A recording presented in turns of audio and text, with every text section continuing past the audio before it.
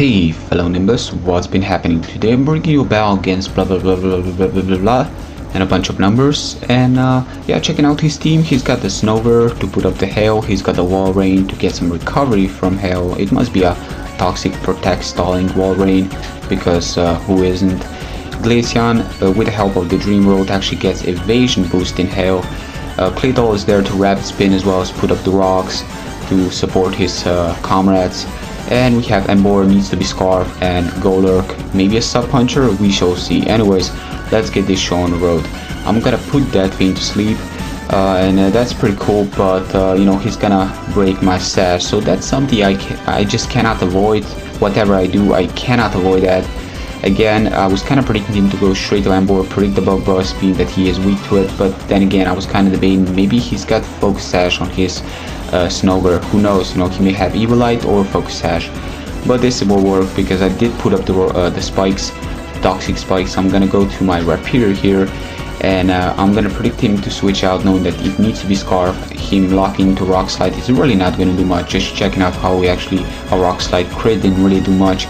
Gonna Toxic, predict him to go to Claydol, predict the Stone Edge or Earthquake. In this case, you know, being immune to it, he's gonna go into it, but no, he actually goes into Snowbell. Kind of gives me thinking maybe, just maybe, he's gonna try to Death Fire this guy, but really this guy is asleep. Death Firing a sleeping Pokemon may not be the best choice, because my Venomoth is still on my team, still alive and kicking, and that may just not work for him, but we shall see. So yeah, I'm gonna switch out here, predict the superpower, knowing that whatever else he does is really not going to do much against my Rapier, and I'm pretty sure he's just gonna play it safe because it's way too risky if I predict him to go for the Flare Blade, predicting my switch. You know, Crest can still take it because it's defensive, just in case if he does do something crazy like that, but I guess superpower is gonna come my way, and I'm just gonna take that like a Crest does. You know, whatever Crest resists doesn't do jack shit. I'm just gonna go to Venomoth this turn, predict him to go to Claydol. That's why I actually double switch, and I'm not gonna allow that thing to rapid spin. That is my strategy, to not allow that thing to rapid spin. I guess he should have rapid spin, but I was kind of debating him to you know, I was kind of thinking the Bug Buzz is gonna do more, but he actually shows me it's a more special defensive Claydol. I guess he already has a defensive core on his team. Special defensive core can work for him. And yeah, I'm just gonna Bug Buzz away and put up another layer of toxic spikes. Mainly means that his wall rain is gonna get badly poisoned, and that pretty much means that his wall rain is gonna get heavily damaged with Stealth Rocks as well.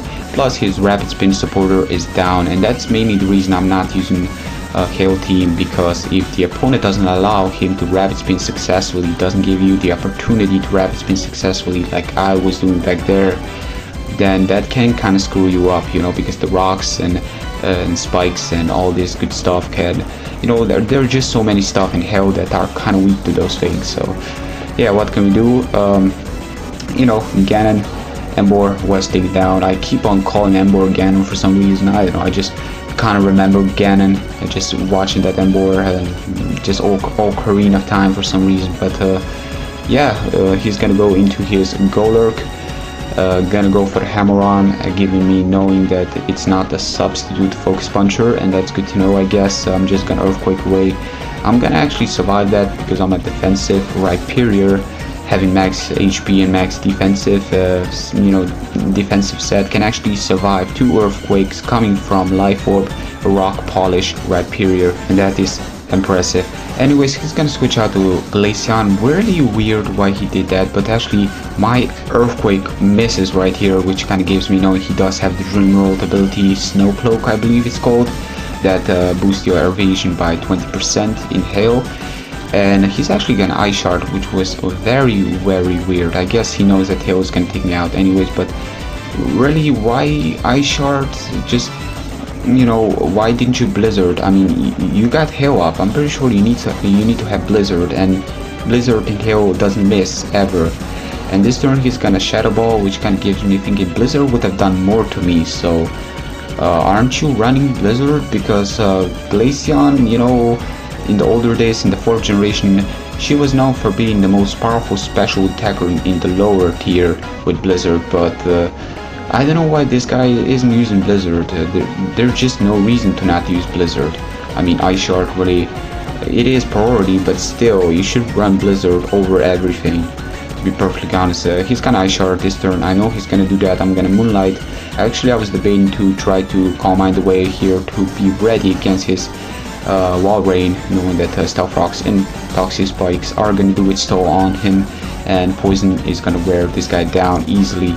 So I have the Moonlight. You know, Moonlight's recovery was taken down by the hail. It's only 25% now, but it will still work because I can outspeed this Golurk easily. Golurk doesn't have any priority shadow moves like Shadow Sneak, so that's good to know.